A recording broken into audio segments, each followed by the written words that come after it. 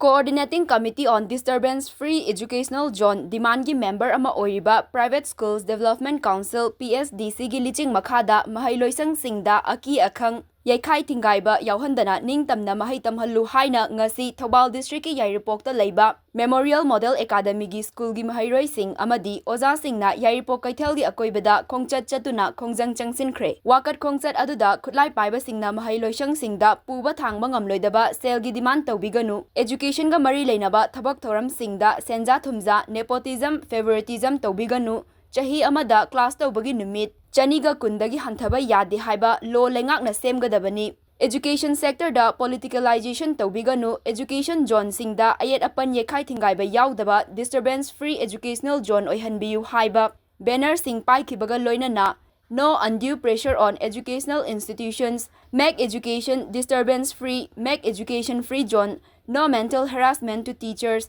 no disturbance to students we want peaceful learning haibana chingba placard sing sizinaki wakat mifamaduda mahairoi amana fongdorakhibada aikoi ingchikna yekhai thingaiba yaudana mahai ningthina tamba pami kanagumba loop amatana mahailoisang sing oza sing amasung mahairoi singda ayet apan piduna awaba pibiganu haina mari leinaba loop singda appeal torakhi stress bibi ase yam nungaisade chatrana akoi si mahiroi mani koi si tungbi ngatani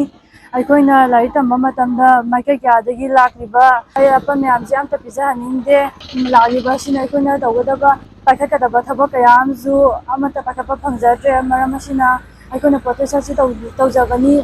maikai kyadagi lakliba maramasina aikoi lai tamba su tungbi wadagasu mangda ratrana khanjai maramasina pesha kaya piriba amadi ayapa kya piriba se pididana ba hajari